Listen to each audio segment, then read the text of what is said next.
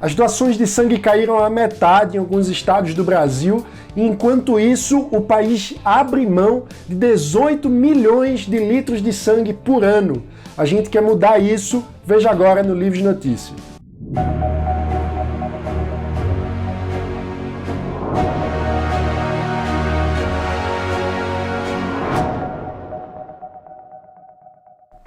Em pelo menos 15 estados e no Distrito Federal, os bancos de sangue registraram quedas significativas nos estoques durante essa pandemia do coronavírus. No Hemorrio, a reserva de sangue caiu 50%.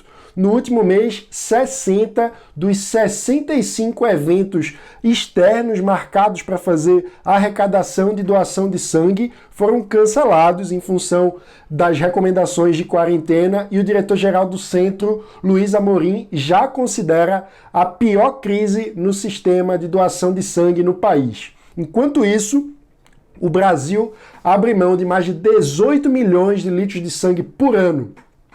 Esse é o potencial de sangue que poderia ser doado por homens gays e bissexuais no país, uma população que engloba mais de 10 milhões de brasileiros autodeclarados, segundo o IBGE.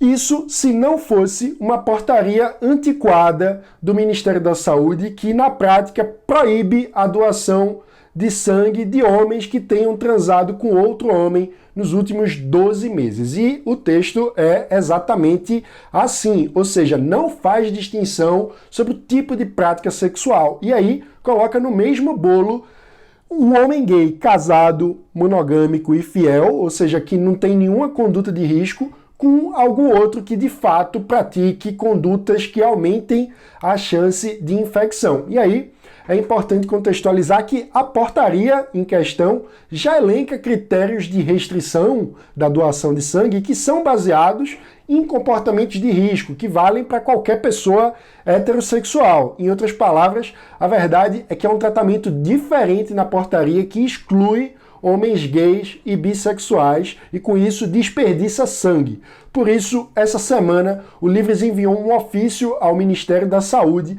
assinado por 17 mandatários associados da Bancada da Liberdade, pleiteando a revisão dessa portaria. O idealizador dessa ação é o deputado estadual Guilherme da Cunha, associado do Livres e filiado ao Partido Novo de Minas Gerais. Tenho a certeza que ainda olharemos para trás e teremos vergonha da maneira discriminatória como a nossa sociedade trata hoje os homossexuais. É imperioso que nós, prezando pela Constituição e pelos princípios da dignidade da pessoa humana, da igualdade, removamos essa discriminação do nosso ordenamento jurídico e façamos com que essa população tenha igual direito de todos os demais de praticarem um gesto do mais puro amor e desprendimento, que é doar o próprio sangue para ajudar a salvar a vida de terceiros estes que eles nem conhecem. Agora você pode estar se perguntando, afinal, de onde que saiu esse tipo de restrição, né? Elas remontam ao início da epidemia do HIV, quando os testes de diagnóstico ainda eram muito imprecisos, muito diferentes dos testes que a gente já tem disponível hoje. Então, será que em pleno século XXI, com tantos avanços da medicina e diante da queda do estoque nos bancos de sangue, ainda faz algum sentido manter esse tipo de restrição? Foi essa pergunta que a gente fez para o médico infectologista Arthur Brito, associado do Livres.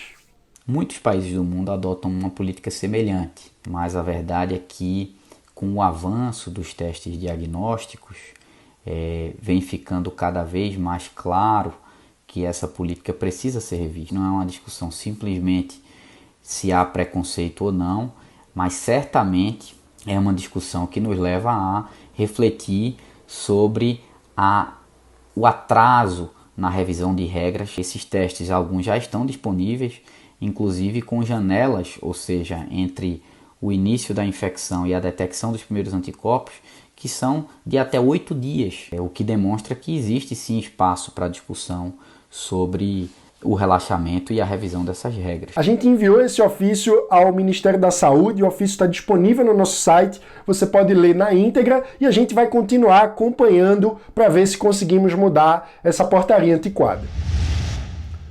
Ontem, por unanimidade, o Supremo Tribunal Federal derrubou uma medida provisória editada pelo presidente Jair Bolsonaro em março, que impunha restrições à Lei de Acesso à Informação. A MP já estava suspensa em uma decisão liminar do relator Alexandre de Moraes e agora a sua derrubada foi confirmada pelo plenário da Corte.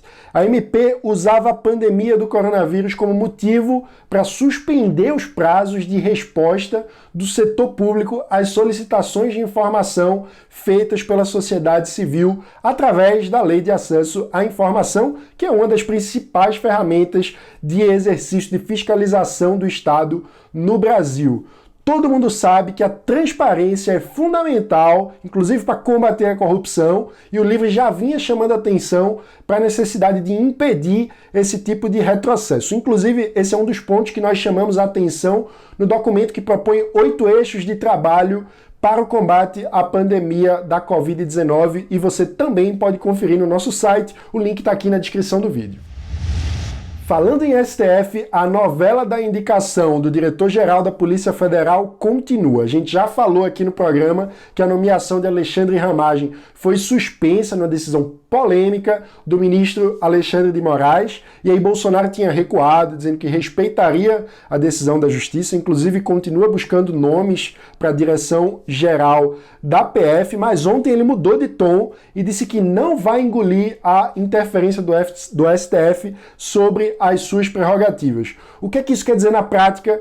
Mais tensão entre os poderes. Os ministros do STF fizeram questão de usar a sessão da corte de ontem para mandar indiretas para o presidente e defender a independência do judiciário. Vale lembrar que é o STF quem vai analisar as denúncias de Sérgio Moro contra Bolsonaro. Então, essa briga ainda vai render muito e a gente vai continuar de olho. A Justiça Federal fixou um prazo de 48 horas para o presidente Jair Bolsonaro apresentar o resultado dos seus exames de Covid-19. A decisão estipula uma multa de R$5 mil por dia em caso de não cumprimento da determinação, e o argumento é que a sociedade tem direito a saber se o presidente contraiu ou não o coronavírus. O pedido original de acesso ao exame foi feito pelo jornal Estadão e ganha importância política, vale lembrar, porque Bolsonaro não apenas incentivou, como participou de manifestações com aglomerações de pessoas, contrariando as recomendações do seu próprio ministro da Saúde, à época, Henrique Mandetta, mesmo estando na época também com suspeita de Covid, já que bem na chegada da pandemia no Brasil, você deve se lembrar, muitos membros da comitiva presidencial que viajaram aos Estados Unidos junto com Bolsonaro foram contaminados, basicamente todo o entorno, e o presidente, em tese, está dizendo que não foi contaminado. E aí vale recuperar uma história, porque Eduardo Bolsonaro, filho do presidente, deputado federal, chegou a confirmar para um jornalista americano da Fox News que o teste do seu pai tinha dado positivo, depois ele negou que tivesse confirmado, e o fato é que desde lá atrás Bolsonaro tem se recusado a apresentar o exame. Ontem, em entrevista à Rádio Guaíba, tem um elemento novo. O presidente admitiu pela primeira vez, com aquele tom de desimportância que lhe é habitual, que talvez ele já tenha contraído o coronavírus. É muita irresponsabilidade do presidente ficar tratando os assuntos relacionados à pandemia com essa displicência, com essa falta de seriedade, mas esse é o presidente, e daí?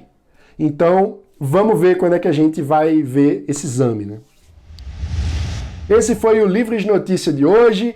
Não se esqueça, deixa aqui o seu like, se inscreva no canal, ative o sininho para não perder as notificações, porque de segunda a sexta-feira tem sempre um vídeo novo para você. O Livres Notícia traz os principais destaques do dia para quem defende a liberdade por inteiro. E agora, mais cedo, às 7 da manhã, para você começar o seu dia bem informado.